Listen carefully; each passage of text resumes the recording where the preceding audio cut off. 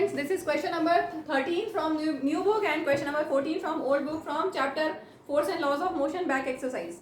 Question 14 दिया है, a bullet of mass 10 gram traveling horizontally with a velocity of 150 meter per second strikes a stationary wooden block and comes to rest in 0.03 seconds.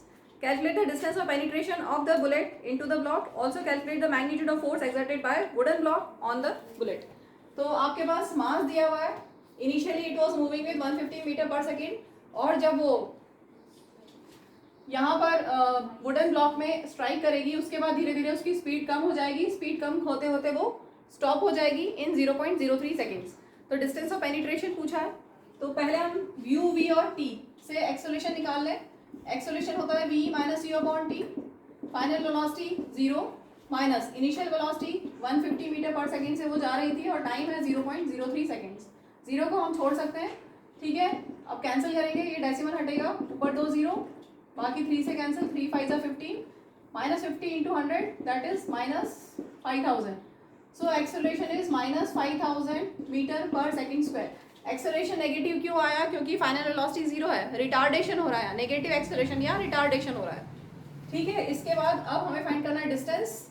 तो आप equation, third equation of motion भी लगा सकते हैं और second equation of motion भी लगा सकते हैं डिस्टेंस फाइंड करने के लिए. बाकी सारा डेटा है. मैं थर्ड इक्वेशन ऑफ मोशन लगा रही हूँ, V square minus U square upon 2a. कैसे आया? थर्ड इक्वेशन ऑफ मोशन होती है V square equal to U square plus 2as, ठीक है. यू स्क्वायर की साइड चेंज करोगे तो माइनस यू स्क्वायर, और 2a की साइड चेंज करोगे तो अपॉन 2a. वैल्यूज पुट करते हैं, V square minus U square upon 2 into a. Acceleration negative है, ठीक है.